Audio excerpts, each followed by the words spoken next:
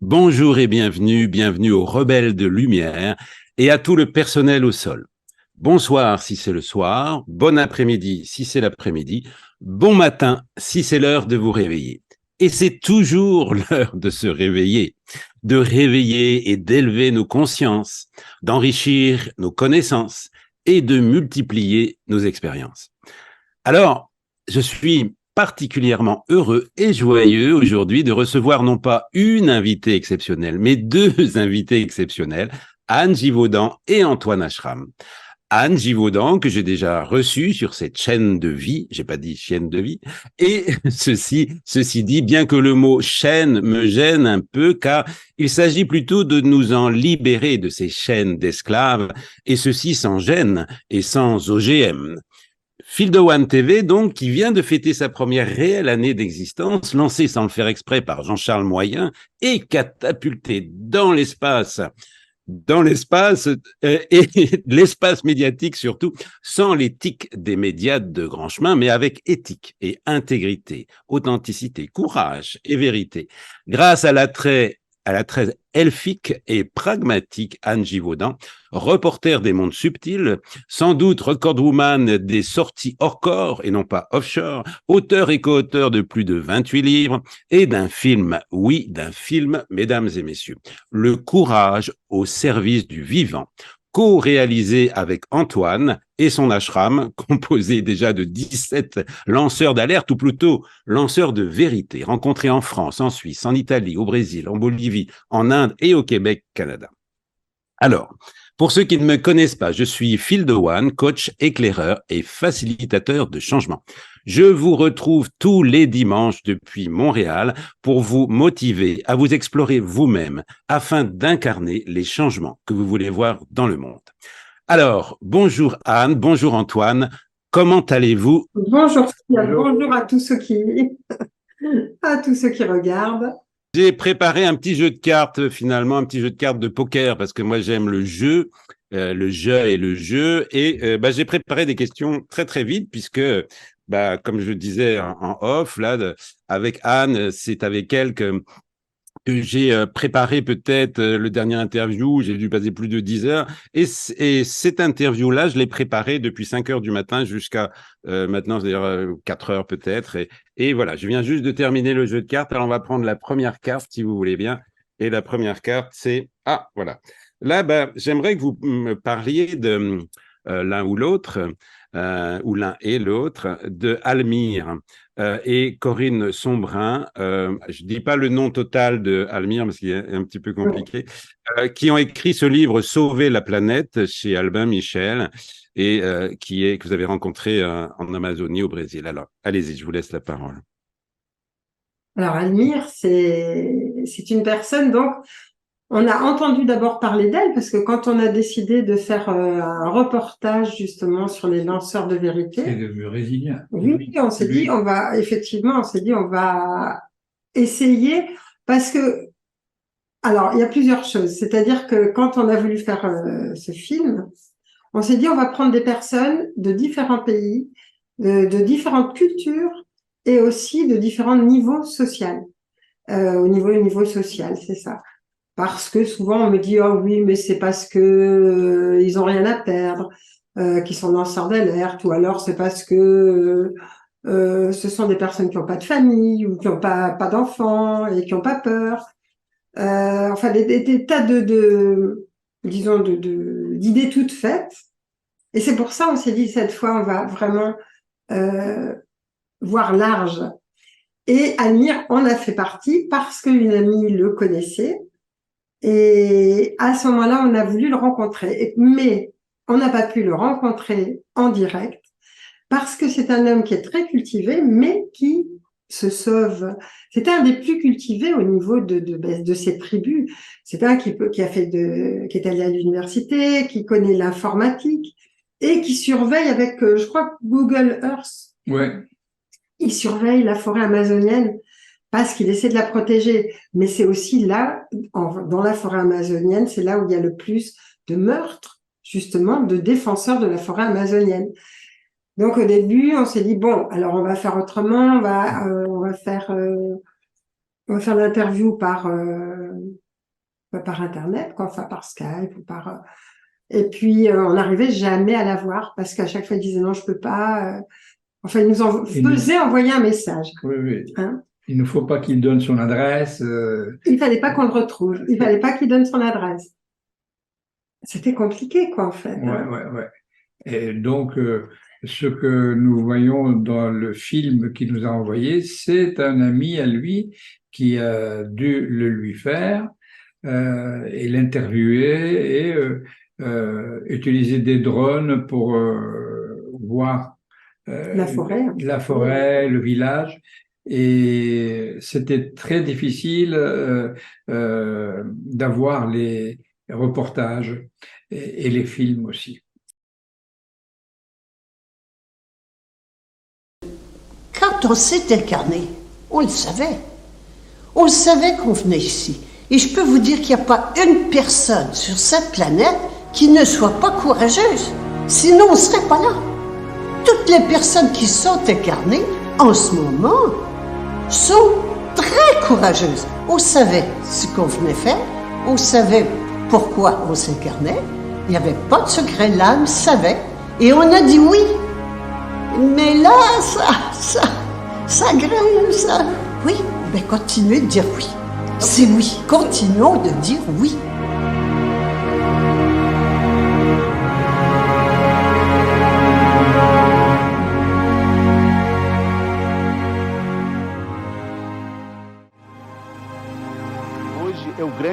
Actuellement, le monde est menacé par un changement climatique important. C'est pourquoi l'Amazonie brésilienne, l'Amazonie du nord du pays, a un rôle dans l'équilibre climatique du monde entier.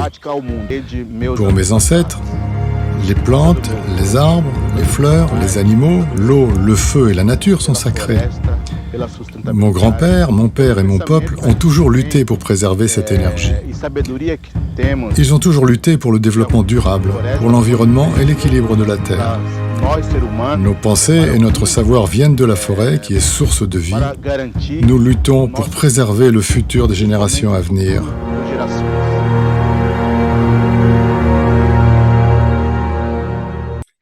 Et il nous disait, de toute façon, je suis surveillée et je risque ma vie à chaque fois, quoi.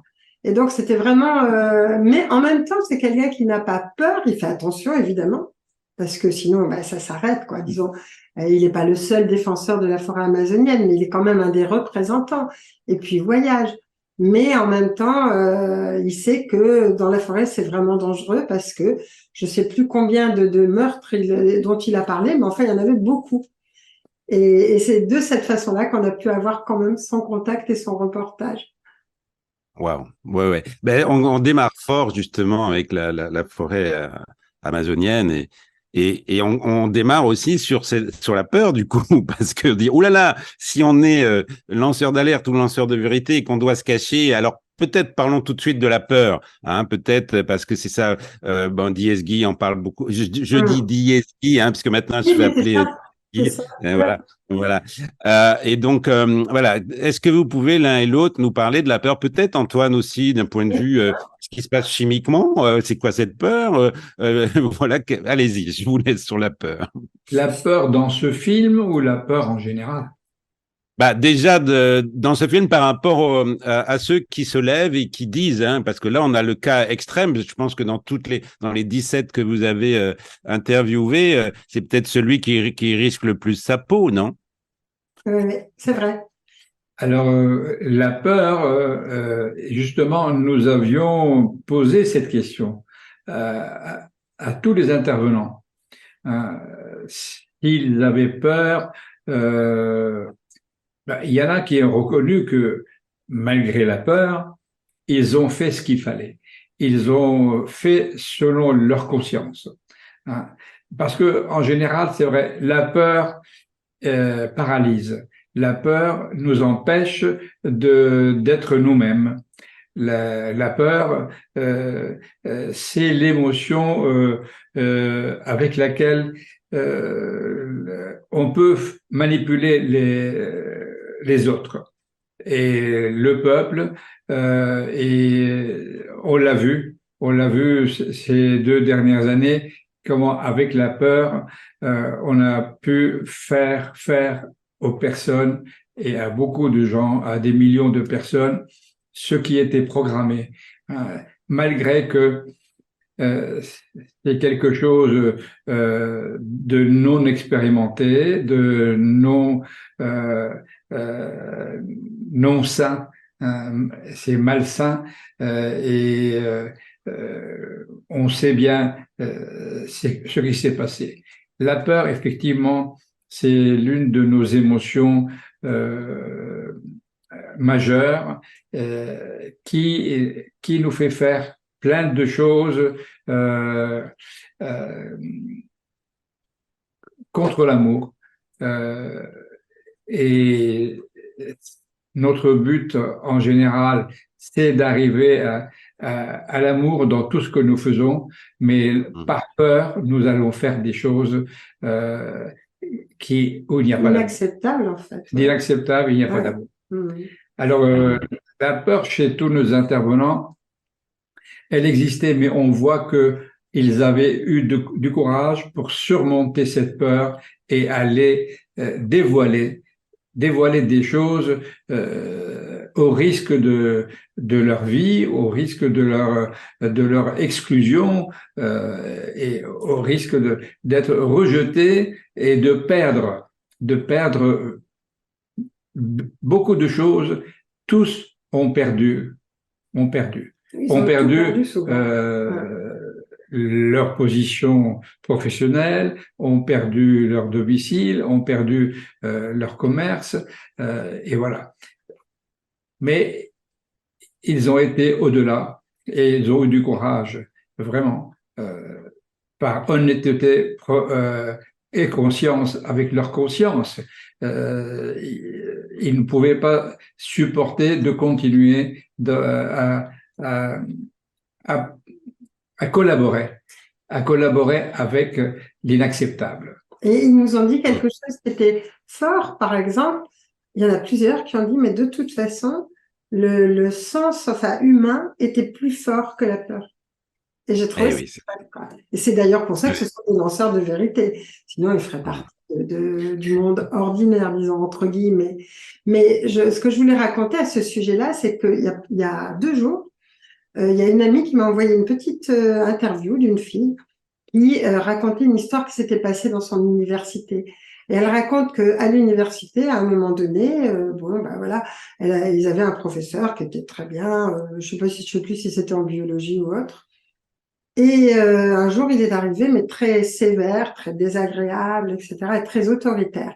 Il les avait mis en cercle, il y avait une petite table au milieu, et il dit maintenant le premier qui bouge avec ce qu'on va faire sera exclu des cours définitivement. Donc c'était une menace. Et puis il met un bocal au milieu, il y avait un poisson dedans, et à un moment donné, il sort le poisson du bocal, il le pose sur la table et il s'en va.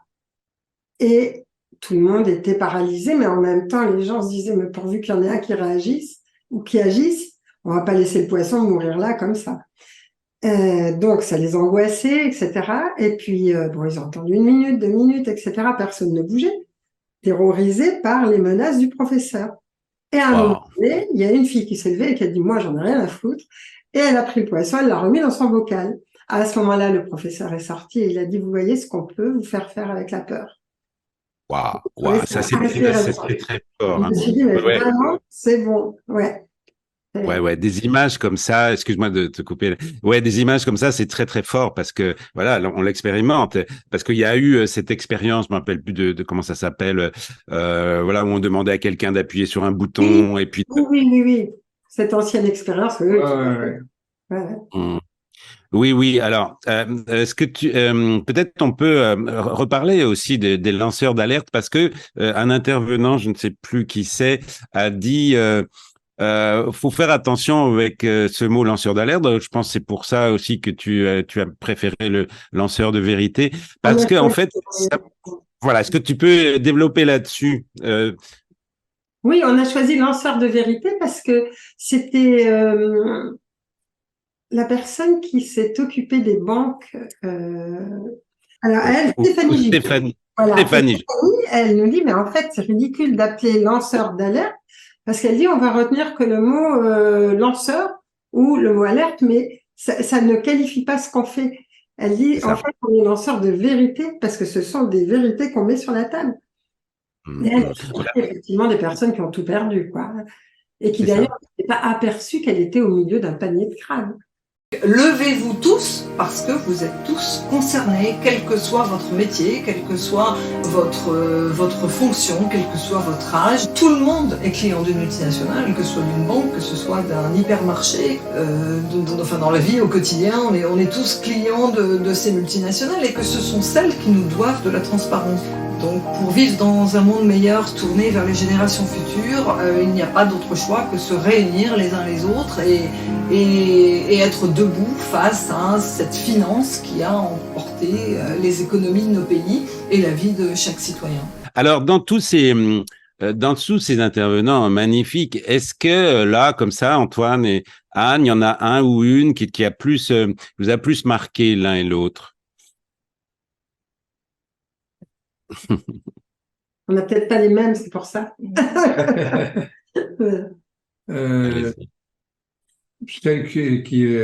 Celle ou celui qui m'a le plus marqué aussi, hein, il y a, comment s'appelle, le Tunisien. Oui, Karim Ali. Oui. Ah, la Karim.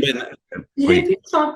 Il est touchant parce que justement, on a pris son exemple et on est allé le voir et on avait du mal à le contacter parce que lui, c'est pareil, il a plus de téléphone. Après, il a perdu son boulot, sa femme était en dépression, ses deux frères qui travaillaient dans la même usine d'ArcelorMittal ont été licenciés évidemment.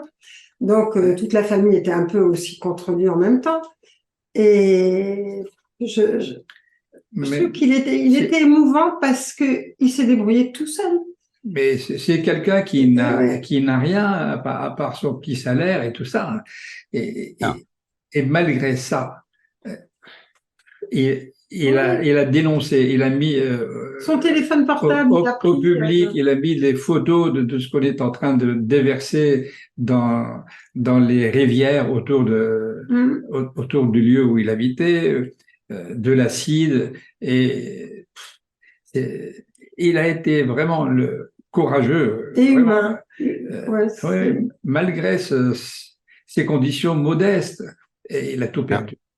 Je dirais c'est le côté humain, et c'est vrai qu'il est touchant parce qu'il n'a pas une culture particulière, il n'est pas écologiste, il n'est pas, enfin, je veux dire, il fait pas partie d'un mouvement, mais simplement il s'est dit mais c'est dégoûtant ce qu'on fait, et c'est dégoûtant ce qu'ils me font faire. Lui, il était intérimaire en plus, donc il partait avec son camion, puis il dit attends, il me donne pas de combinaison, pas de masque, c'est des produits toxiques, il les déverse à côté des maisons. Oui, donc je trouve que c'est vrai qu'il est touchant, c'est ça. Et en plus, moi je les ai tous trouvés super. Ben oui. Mais celui-là, il est par exemple touchant. Il y en a d'autres qui sont battants. Il y en a, il y a chacun des qualificatifs, quoi. Hein. C'est ça qui est très fort. C'est ça qui est très fort dans ce film, justement. C'est effectivement ces personnalités différentes avec, comme tu l'as dit au début, des appartenances sociales différentes. Et Karim, effectivement, est très touchant aussi. Moi, ça m'a beaucoup touché parce que effectivement, il était tout seul. Donc, il n'a pas pensé simplement, voilà, il est passé à parce qu'il faut dire aussi qu'à chaque fois qu'il faisait cette action de déverser ces acides, on lui avait dit, il y avait toujours quelqu'un qui l'accompagnait, on lui avait dit si jamais il y a des avions, ou il y a des trucs, ou il y a un hélicoptère, où il y a, on arrête tout. La réal, c'est ceux qui surveillent en fait. Là, tout seul. Tout seul. Alors, et ce qui est intéressant, c'est quand vous l'avez demandé, est-ce qu'il referait la même chose, etc. Il a dit oui, mais avec plus d'organisation et pas tout seul. Parce qu'il a fait une dépression, parce que dans son village ou dans la ville où il habitait, nous on a aussi rencontré avec son fils. Il n'était pas le seul à avoir, mais il avait un de ses enfants en tout cas, petit garçon de 10 ans, quoi. 10 ans, oui. Et qui lui aussi, alors on lui a dit alors ton papa, il dit je suis fier de mon papa. Et c'était chouette, quoi. Ouais. C'est beau aussi quand même, tu vois, il a emmené son fils. Il y a... Ouais. Donc du coup, ben voilà. Et qui t'a touché aussi, quoi? Alors, hein? Et, Un autre. Après, je veux dire, moi, tous à des niveaux différents. Et je trouve que, par exemple, Bilancto, c'est différent. Elle était comme un fil conducteur d'une façon plus sage, quoi, quelque chose de sage dans cette lanceuse de vérité. Mais sinon, tous, parce que, je veux dire, ils ont tous frôlé la dépression ou fait des dépressions. Ils ont tous, à un moment donné, tout perdu, l'impression d'être dans le désert, l'impression d'être tout seul aussi. Je trouve que c'est tous, pour moi, ce sont toutes de belles personnes, quoi. Alors peut-être on pourrait parler tout de suite de ce fil conducteur qui est Guylaine Lanctot, qui s'est fait appeler après Madame Guy, qui a pris Enlever la laine sur le dos. voilà, qui se fait maintenant appeler Diez Guy et wow, qui est un modèle incroyable parce qu'elle a, et je mettrai aussi son avis de décès. Hein, elle a décidé de voilà, donc c'est très très puissant ce qu'elle fait. Franchement, c'est un modèle pour tous. Elle a plus de, elle est assez âgée, mais elle est belle, elle est magnifique, elle est droite et tout. C'est vraiment un très très grand modèle. Est-ce que vous pouvez nous en parler de ce fil conducteur, puisque c'est elle qui a terminé. Elle donne des phrases extrêmement puissantes. Je vous laisse parler d'elle tous les deux chacun. Alors moi, déjà, je commence parce que je l'ai connue quand j'ai écrit le livre sur le gouvernement mondial. Et à ce moment-là, quand j'ai écrit les dossiers du gouvernement mondial, elle avait déjà depuis au moins 1 an, je pense, écrit La mafia médicale. Et on s'est rencontrés sur des salons, tout ça, on est devenus amis, donc il y a longtemps. Et ensuite, en allant au Québec, on est allé la voir, elle et son amie, enfin, donc France. Et puis, on a eu l'occasion chaque année de se rencontrer, quoi, donc d'être vraiment amis. Et moi, je trouve qu'elle fait un très bon travail et elle va jusqu'au bout de ses idées au niveau concret. Et le côté, disons, je dirais pas plus bagarreur, mais un peu plus incisif qu'elle avait, c'est muté en quelque chose une espèce de sagesse qui peut apporter un baume au cœur et aider les gens qui sont effectivement, qui veulent faire pas forcément pareil, mais qui, à leur limite, comme elle dit, vous n'êtes pas obligé de prendre des gros morceaux pour agir. Prenez des petites bouchées, prenez des choses qui sont à votre niveau. Et ça, je trouve ça chouette parce que ça encourage les gens à faire ce qu'ils peuvent à leur niveau. C'est ça. Et donc, pour moi, c'est quand même une grande personne, un grand personnage. Et j'aime ça, quoi, parce que et c'est vrai qu'elle tient donc la roue, elle fait un peu le fil conducteur. Parce que au-delà de tout ça, il y a effectivement cette sagesse qui fait qu'à un moment donné, il faut faire confiance à son âme. Je dirais même maintenant qu'on peut passer à un autre niveau, faire confiance à son esprit qui est encore à un autre niveau. Parce que c'est la seule façon de pouvoir agir sur la Terre en ce moment si on veut s'en sortir. C'est ça. Alors justement, à propos d'écouter son âme, justement là. Bon, est-ce qu'on peut parler un peu plus de comment écouter son âme? Parce que bon, moi j'ai des petites idées, mais tu dois en avoir plus que moi là, puis Antoine aussi. Comment est-ce qu'on se met à l'écoute de son âme ou de son esprit? Est-ce que tu peux expliquer les deux, la différence d'ailleurs? Alors, c'est vrai que comment être en symbiose, en harmonie avec notre mission, avec ce que notre âme a prévu pour nous dans cette incarnation, a prévu pour nous dans l'expérience que nous sommes en train de faire avec cet outil qui est notre corps. Hein. Mais pour pouvoir vivre selon le projet, notre mission avec notre âme, hein, il faut bien être conscient que nous ne sommes pas ce corps, nous ne sommes pas ce mental. Le mental peut nous aider, hein, à y arriver, mais l'important dans cette vie, c'est de fonctionner et d'aller vers le divin, vers le soi, qui est en nous. Alors, Comment y arriver? voilà. Quand je pense à Dieu, quand je prie Dieu, c'est toujours quelque chose extérieur à moi. J'oublie que c'est le soi en moi qui est là et c'est à lui que je dois faire confiance. Donc, comment écouter notre âme? C'est apprendre à écouter nos intuitions. Et tout ce que nous allons faire, les choses que nous allons faire, si on les fait dans l'amour, avec l'amour et sans peur, là, c'est une action qui est dans le bon sens pour aller vers notre âme. Parce que tout ce qui se fait avec la peur de vexer, la peur de ne pas être à la hauteur, la peur d'être rejeté, la peur que je subisse les affres des sanctions, en fait. Les sanctions ou autres. Tout ce qui est fait avec la peur, ce sont des choses qui ne sont pas sur le bon chemin et ce n'est pas notre âme qui le veut. Oui. C'est le mental. C'est le mental que j'ai qui est fait pour créer, pour m'aider à créer dans le présent. Et je ne peux pas être créateur si je suis dans le passé avec mes émotions, avec la peur. Parce que c'est le passé. Tout ce qui est peur, émotion négative, ça fait partie du passé.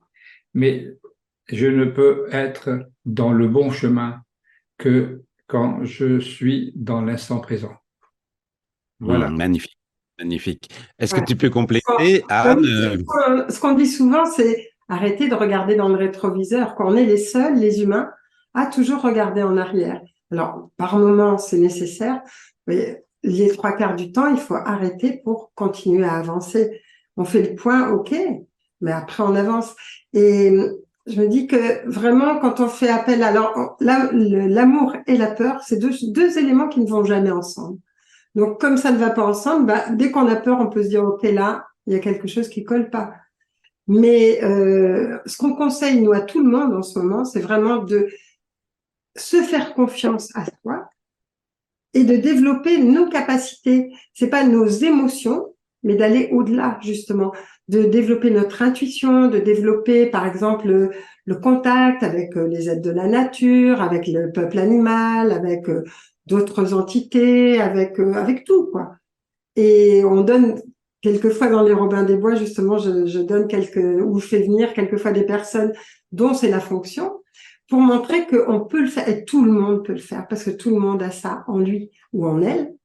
Et ça fait partie de notre nature, on a de la divinité, on a la divinité en nous, on a le pouvoir en nous, mais on a du mal à s'en servir.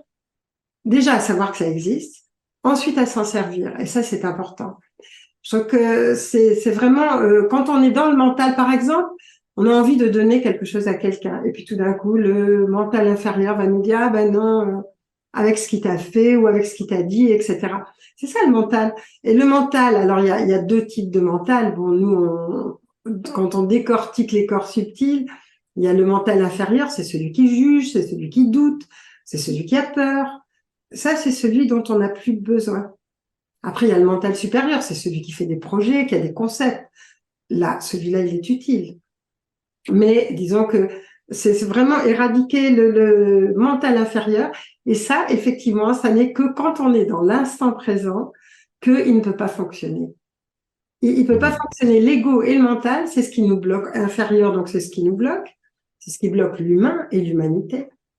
Et c'est là, c'est dans l'instant présent où il ne peut pas fonctionner. Donc, tout ce qui nous permet d'être dans l'instant présent et d'accepter aussi de nous tromper, parce qu'on peut se tromper, on peut se dire, tiens, c'est l'intuition, et puis non, c'est pas l'intuition, c'est les émotions. C'est pas grave. Je dis, ça fait partie de la route. Donc, Oui. ne pas se juger quand on se trompe, quoi, c'est ça. On accepte de se tromper, on accepte de ne pas être à la hauteur, on accepte d'être comme on est et d'avancer à notre rythme. Mais c'est important. Vraiment, développer toutes nos capacités, le sens du toucher. On est dans un monde qui s'éthérise, donc c'est important vraiment que toutes nos capacités subtiles commencent à s'ouvrir, que tous nos sens physiques laissent de la place aux sens subtils, une vision différente, un odorat, un toucher, une façon de toucher différente. Et là, on va s'en sortir. Waouh, magnifique, magnifique. Alors, une question encore là-dessus, sur la connexion. Platon disait, je crois que c'est Platon qui disait que ce qu'on appelle la glande pinéale, c'était le siège de l'âme. Et je suis en train d'écrire un roman qui s'appelle Bienvenue à Crazyland, où les entartrés de la pinéale. Et je pense qu'il y a un travail à faire pour décalcifier un peu tout ça, pour que peut-être notre GPS intérieur fonctionne mieux. Alors, est-ce que vous pouvez nous dire quelque chose là-dessus? Alors, sur un plan subtil, parce que je vais pas parler du plan physique, mais sur un plan subtil, c'est vrai que tout ce qui est du domaine de l'amour détartre la glande pinéale et lui permet d'avancer. Mais ce qui est fait maintenant, toutes les technologies qui sont faites maintenant sont là pour justement, disons, emprisonner la glande pinéale, l'empêcher d'agir. C'est pour ça qu'il faut agir à un autre niveau. Et si on veut s'en sortir, je veux dire, avec toutes les pollutions qui nous sont injectées de toutes les manières possibles, il faut vraiment penser que quand on respire le prana et pas seulement l'air physique. Il faut sortir du physique. Et à ce moment-là, la glande pinéale, elle aussi, elle va refonctionner. Alors, je sais qu'il y a peut-être des choses au niveau physique qui peuvent être faites, mais là, je les connais moins. Donc, L'importance peut-être de la respiration. Moi, j'utilise beaucoup la respiration. Oui, tout à fait. Antoine, Oui, parce qu'on respire le prana. On ne respire que le physique, que l'air physique. Parce que lui, il est pollué. Si on respire le prana, ils ne peuvent pas le polluer. Ouais. Et quand ils polluent la terre, ils ne peuvent pas polluer le corps de la terre, ni l'âme de la terre. Quand ils polluent l'air, ils ne peuvent pas polluer, donc je disais le prana, mais quand ils polluent l'eau, ils ne peuvent pas polluer l'essence de l'eau. Et c'est pour ça qu'il faut s'adresser à ça, à tous ces éléments-là de cette façon-là. Magnifique. Antoine, est-ce que tu veux dire quelque chose, encore une fois, là, sur la connexion, est-ce qu'avec la respiration, avec cultiver la joie, je sais pas, des trucs plus...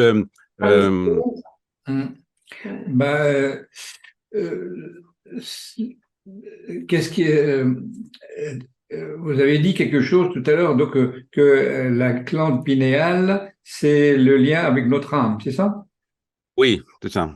Est-ce que c'est bon, qu'est-ce que vous en pensez? C'est Platon qui avait ça, et moi je le sens comme ça parce que je fais aussi des exercices de comment il s'appelle, ça me revient plus là, qui travaille beaucoup là-dessus, et j'ai vu un dessin où on voit l'énergie qui monte jusqu'à la pinéale, et je fais des respirations Wim Hof spéciales pendant 30 minutes, et paf, et je prends mon taux vibratoire, je regarde, je dis waouh, je suis très très haut, et là j'ai j'ai tous les messages qui arrivent. Donc je sens qu'il y a quelque chose à faire simplement avec un type de respiration particulier, avec des apnées, des retenues, etc., un peu Wim Hof, et je m'aperçois que pouf, ça active ce que j'appelle mon GPS intérieur. Est-ce que ici j'ai invité Olivier Clerc qui parle du GPS comme guidé par la source. Voilà, il disait ça.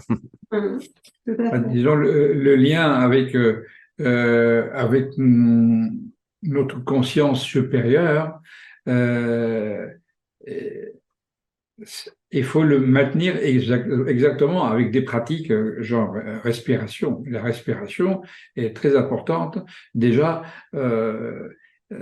ça va oxygéner régulièrement et plus intensément nos glandes pinéales et les autres. Mais avec le travail pour être dans la conscience plus que le mental. C'est-à-dire que il y a deux parties où je fonctionne avec mes cellules, mon ADN, donc, où il y a la génétique, où il y a la programmation pour le bon fonctionnement de tous mes fonctions automatiques. Et ça, tout est programmé dans l'ADN. Mais j'expliquais ça il n'y a pas longtemps. Pour sortir de ce programme qui est basé sur notre corps, il faut aller vers une conscience supérieure.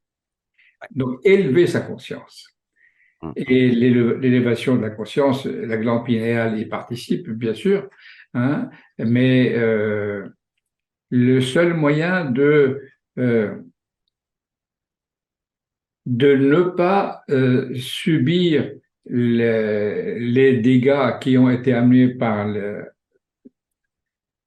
traitement, la pollution et les injections qui ont eu lieu.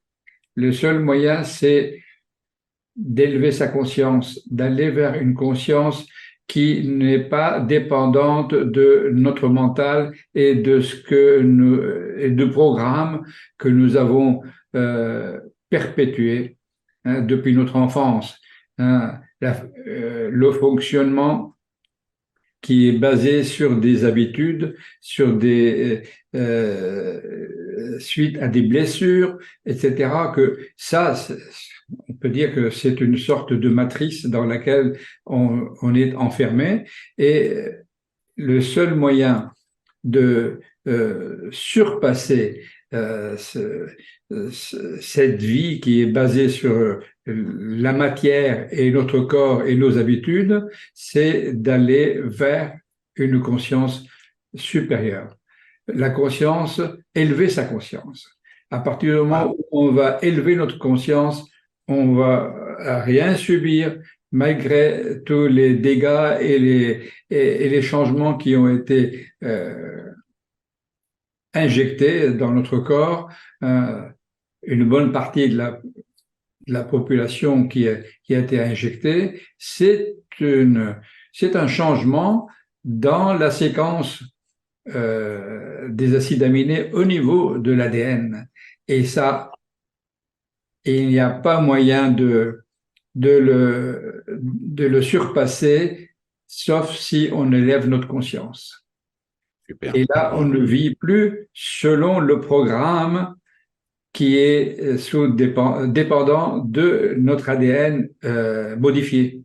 Nous sommes ceux qui ont été injectés, et aussi avec toutes les usines à moustiques qui sont en train de lâcher les moustiques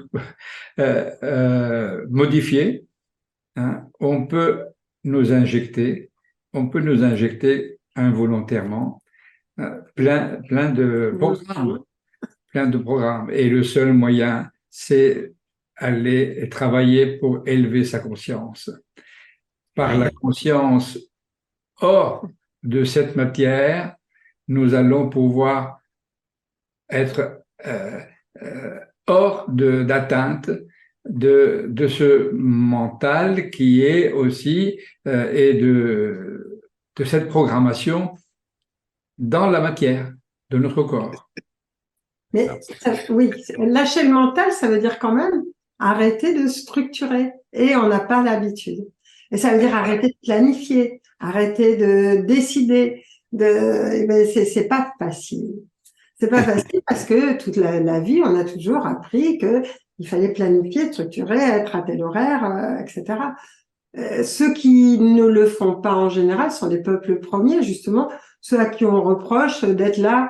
Quand je me souviens d'avoir reçu, par exemple, des chamans de Mongolie, et puis ah non, le vent n'a pas tourné du bon côté, donc on vient pas aujourd'hui, par exemple, alors qu'ils sont attendus pour une conférence.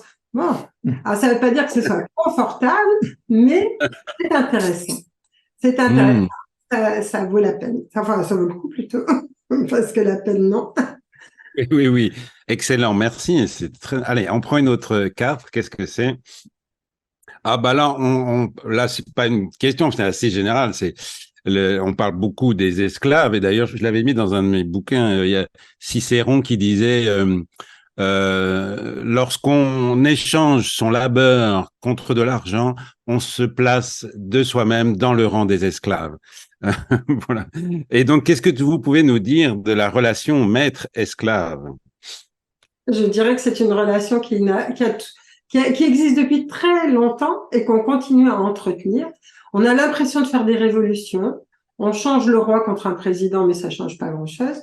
Et on travaille toujours pour nourrir des personnes qui, elles, vont profiter du labeur des personnes qui, en fait, n'ont aucun intérêt pour une certaine catégorie de personnes qui se disent, mais on peut très bien les éliminer. Je me souviens que quand j'ai écrit le livre sur Gina, cette journaliste donc qui était embauchée de force par le Vatican, elle a assisté à des réunions où il y avait des représentants de chaque pays et le Covid et tout le reste n'était pas encore là, où donc puisque ça devait être 4 ans avant, où justement il était question d'éradiquer une grande partie de la population parce que c'est comme ils appelaient ça les inutiles, ou la vermine, ou enfin n'importe quoi. Enfin, je veux dire, aucun intérêt pour cette partie de population. Quand ils ne peuvent plus servir, on les élimine. On ne garde que ceux qui servent, comme un troupeau, quoi. On élimine les plus faibles et puis on garde le troupeau. Et après, on va les faire travailler, bien sûr. Il faut qu'ils rapportent quand même. Et alors, en ce moment, ils sont en train de se demander comment ils vont faire avec les personnes âgées qui sont de plus en plus âgées, justement, et puis qui coûtent cher, tout compte fait. Et puis, qu'est-ce qu'on va faire avec... C'est pour ça que les expérimentations ont commencé dans les prisons, enfin, ou avec des ethnies qui, à leurs yeux, n'ont pas d'importance. Et surtout, il ne faut pas que les personnes se réveillent. Donc, le système d'esclavage, on n'a plus les chaînes, mais c'est pareil. Hein. Je ne sais pas ce que tu dirais là-dessus, mais pour moi, c'est ça, quoi. Et ils le disent, sur d'autres planètes, il y a des êtres qui sont ravis d'avoir la Terre comme une conquête et les gens en esclavage, comme on l'a fait des tas de fois sur la planète Terre. Hein. Ni plus ni moins, quoi.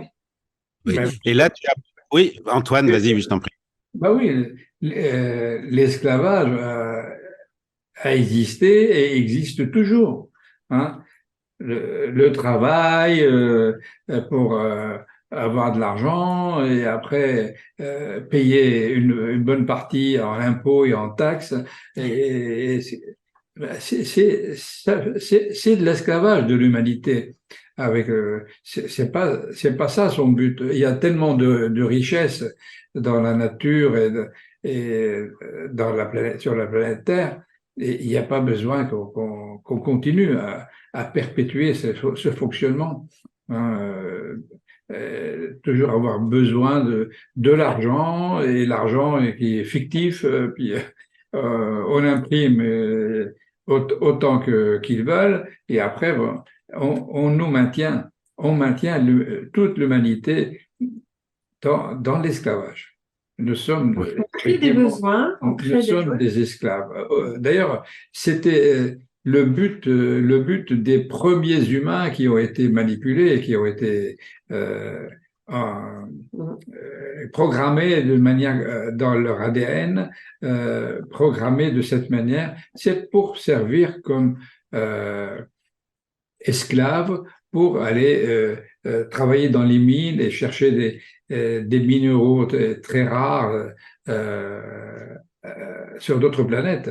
L'humain a été fabriqué de cette manière-là pour servir, pour le faire travailler.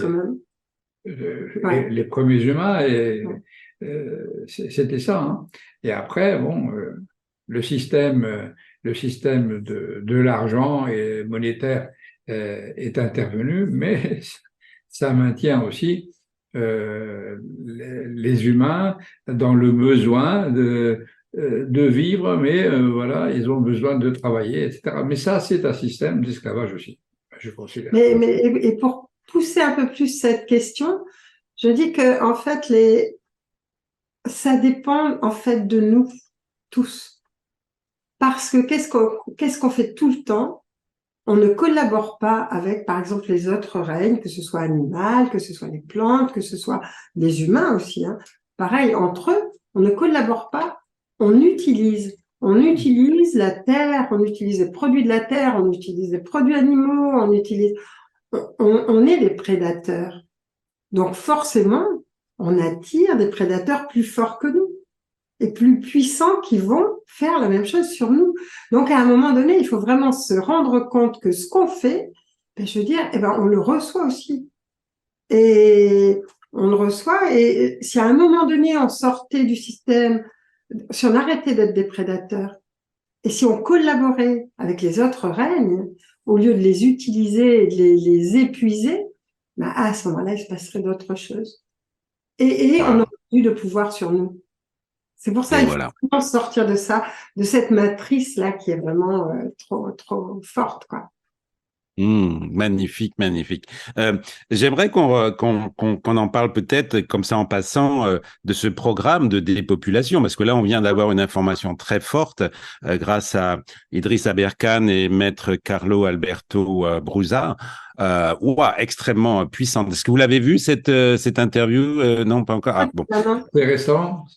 C'est très récent. Il y a quelques jours. C'est très puissant parce que c'est l'Afrique du Sud qui démontre en fait que les injections que Pfizer c'est très bien calé pour pas avoir de problème, et que donc les gouvernements savaient très très bien que c'était un produit en expérimentation, et que ils avaient dit il peut y avoir des effets indésirables, mais voilà, nous on vous le dit, et donc ils le savaient. Et donc là, ça montre vraiment la responsabilité des gouvernements là. Alors à ce sujet, il y avait un bon film que j'ai vu il y a longtemps, c'était Gardner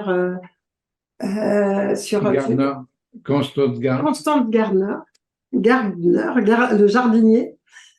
Constance Gardner, justement, qui montre ça. Mais moi, un vieux film. J'ai été invitée par la fille d'un ancien premier ministre de Mobutu. Donc, en arrivant là-bas, pour faire des conférences, parce qu'elle disait, il faut vraiment aider le peuple parce qu'il en a besoin, et il a besoin de voir autre chose que ce qui se passe. Mais elle nous racontait que Mobutu, au départ, ça avait été un président qui avait été, qui avait peut-être qui aspirait à ce que son peuple aille mieux, mais que très vite, il a été acheté par d'autres, disons, gouvernants, et même au-delà des gouvernants, parce que les gouvernants sont des marionnettes, donc je veux dire, c'est pas eux qui dirigent de toute façon. Mais donc, il a été acheté, qu'à un moment donné, il a vendu son pays, et elle nous disait, il a vendu son pays à toutes les expérimentations des laboratoires. Donc, déjà, il y a quand même maintenant une vingtaine d'années, peut-être. Hein, il y a 40, 50 ans. Peut-être, alors, peut-être plus, alors. 40 ans. Et déjà, il y avait ça.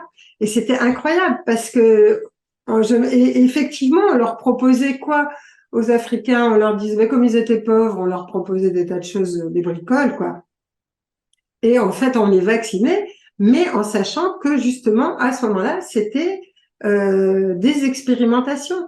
Et elle dit à un moment donné, et Mobutu se vantait d'être le président le mieux renseigné sur tout ce qui se passait dans le monde.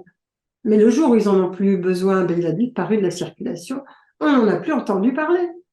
Donc, tant qu'il a servi, c'était bien. Quand il ne servait plus, c'est ça, le problème, c'est que les présidents ou ceux qui ont un peu de pouvoir se leurrent. Et au niveau du sida, par exemple, quand on a rencontré avec Antoine au Burkina, un groupe de femmes qui, soi-disant, avaient le sida, mais elles disent de toute façon, ils ne contrôlent pas les hommes, ils ne contrôlent que nous. On est exclus. Oui. On est exclus. À ce moment-là, on fait partie d'une caste à part parce qu'on ne veut plus nous avoir dans les villages. Mais elle nous disait, il faut savoir quand même que ce sont les présidents, en tout cas de l'époque, c'était quand même eux qui avaient des parts dans les trithérapies et qui avaient pas mal à gagner là-dedans. Hein. Donc, je veux dire, c'est ça, quoi. C'est partout, tout le temps comme ça. Ouais. Ça me touche aussi ce que tu dis par rapport au sida, parce que je savais aussi, moi, mon frère est mort du sida, mais en fait, il n'est pas mort du sida, il est mort de la trithérapie, la première trithérapie. Bien sûr, bien sûr. Allez, on prend une autre question, on revient au film. Parce que si on continue comme ça, tu vas te faire enlever l'émission. Alors, oui, bah, c'était à nouveau sur la peur. Bah, c'est ce que disait Vandana Shiva. Il disait la peur se surmonte par une grande joie intérieure. Bon, donc alors, j'en prends une autre là parce qu'on en a. Alors, c'est aussi, je pense, c'est elle qui a dit non ou non. Je pense que c'est Marianne. Comment elle s'appelle déjà? Marianne Sébastien. Marianne Sébastien, c'est ça. Ils ont voulu nous enterrer, mais nous sommes des graines. Je disais que nous étions des graines, ouais. Oui, oui. Est-ce que tu peux nous parler, vous pouvez nous parler de Marianne Sébastien? Ah, Marianne Sébastien, c'est une dame vraiment courageuse et qui est partie de Suisse pour aller en Amérique latine. Et elle a observé les gamins dans les rues, les mines d'or et d'autres mines, qui travaillaient jeunes, à 10 ans, à 12 ans, travaillaient dans les mines. Et là, elle a commencé par faire des groupes de chant, de la voix, avec le chant. Et elle a fait participer donc les enfants et d'autres personnes, adolescentes et adultes, à des groupes de chant. Et par ce biais, ils commençaient à sortir de ce monde où il fallait bosser et du matin jusqu'au soir, ouais. Et ne pas avoir autre chose dans la vie sauf ce travail d'esclave. Et c'est par le chant. Elle a aidé plein de personnes à faire des études et à devenir des défenseurs, des avocats, des personnes qui sont sorties de ces conditions inhumaines. Et à retrouver leur dignité. C'était... Et par le fait qu'elle a permis, je sais pas combien, 120 000 microcrédits à 0%, hein, c'est elle qui a mis ça en place. Elle a fait confiance aux femmes d'abord d'ailleurs, parce qu'elles savent que elles ont les enfants, que c'était pour gérer, donc gérer la maison, mais après elle a poussé aussi plus loin avec des hommes violents. Elle a réussi aussi à les sortir de cette violence. Enfin, c'est pour montrer qu'avec les instruments qu'on a à notre portée, on peut le faire. Parce que qui va se dire, mais oui, par le chant, on va sortir toute une population ou des milliers de personnes, on va leur rendre leur dignité, on va faire qu'ils vont pouvoir sortir. Bon, avec les microcrédits, évidemment, mais ça suffisait pas pour leur rendre leur dignité. Il fallait qu'ils fassent autre chose. Et elle était cantatrice, mais c'est par le chant, quoi. Et je trouve ça chouette parce que ça veut dire que n'importe qui, avec n'importe quel moyen, peut le faire. C'est ça, c'est ça. Je fais une petite incise là parce que je suis coach vocal depuis plus de 20 ans et là je lance une formation justement pour se révéler, s'affirmer et rayonner par la voix, les mots et le chant. Ça permet de le dire parce que moi c'est le chant c'est ce qui me permet, c'est ce qui a permis, je l'ai dit dans une vidéo, peut-être même de maintenir ma maman en vie jusqu'à l'âge de 100 ans parce que toutes les semaines en visioconférence, je lui chantais des chansons et la première chanson qu'elle m'a demandé, c'est La Mer de Charles Trenet.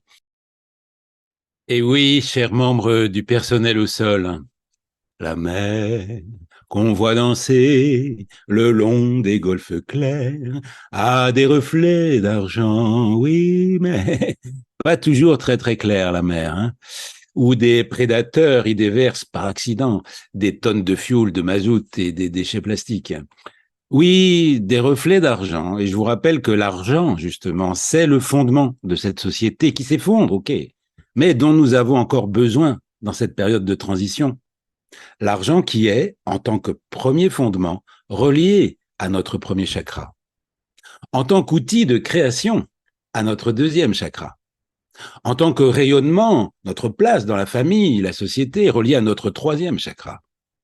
En tant qu'outil pour faire du bien autour de nous et à nous-mêmes aussi, à notre 4e chakra, celui du cœur, celui de l'amour. En tant que moyen d'écoute et d'expression, relié à notre 5e chakra. Si je n'avais pas d'argent pour investir des centaines d'heures de mon temps et celui de Hamdi pour faire vivre cette chaîne, vous ne seriez pas ici, et maintenant des milliers, à profiter des enseignements de Christian Junod à propos de ce que l'argent dit de nous, par exemple. Une interview remarquable que beaucoup d'entre vous ont boudé et que je vous invite à aller voir. Sans argent, je n'aurais pas pu non plus interviewer Anne et Antoine. Vous verrez d'ailleurs la seconde partie samedi prochain. Et sans argent, ils n'auraient pas pu, Anne et Antoine, ils n'auraient pas pu non plus produire et réaliser leur film, Le courage au service du vivant. Un film absolument remarquable que je vous invite vraiment à louer ou à acheter sur Vimeo. Le lien est dans la description. Il y a même un DVD, je crois, aussi sur leur site. Je suis désolé de le dire, mais si nous nous contentons juste de prier et de méditer, ce qui est déjà très très bien et tout à fait nécessaire, mais si nous ne passons pas à l'action, comme nous y invite ce film, le nouveau monde, le vrai monde, l'âge d'or, mettra juste un peu plus de temps à voir le jour. C'est OK, mais personnellement, je veux le voir, cet Éden, cet âge d'or annoncé depuis des millénaires. Et qu'est-ce qui nous en empêche, à part nos petites peurs? Comme le dit D.S. Guy au tout début, je cite, « Il n'y a pas une personne sur cette planète qui ne soit pas courageuse. Sinon, on ne serait pas là. » Toutes les personnes qui se sont incarnées en ce moment sont très courageuses, car on savait ce qu'on venait faire. L'âme savait, et on a dit oui. Continuez à dire oui. Fin de citation. Prenez des petites bouchées, a-t-elle ajouté. Alors, ça tombe bien que vous soyez ici en train de m'écouter maintenant, chers membres du personnel au sol, car je vais vous donner une occasion justement de joindre le geste à la parole. Si vous en avez le goût, si vous en avez l'envie, et si vous en avez l'envie, vous en aurez le talent. Jacques Brel disait, moi les artistes, je ne sais pas ce que c'est. Moi, je connais des gens qui travaillent à quelque chose. Les artistes, connais pas. Et il ajoutait, le talent, ça n'existe pas. Le talent, c'est d'avoir envie. Alors, si vous voulez passer à l'action, moi, Phil Doan, incarné sur cette terre pour accomplir à travers moi, à ma mesure, la volonté de la source créatrice, d'autres diraient Dieu, je vous invite à me rejoindre pour le prix d'un bon repas à 1, 3, 6 ou 9 AV, atelier vibratoire de Phil à partir du 15 octobre. Selon votre appétit et selon votre gourmandise, le lien est dans la description. Pour renforcer vos relations familiales, amicales, professionnelles, pour résoudre les conflits efficacement, pour favoriser la confiance autour de vous, pour favoriser votre croissance personnelle et bien sûr, contribuer à un monde meilleur. Les 3 outils principaux de cette formation sont la voix, les mots et l'énergie. Vous avez déjà ces outils à votre portée. Je vous aiderai simplement à mieux vous en servir. Alors, je vous retrouve demain, le dimanche 1er octobre, pour vous en parler plus en détail, en direct, sur cette même chaîne, à la même heure.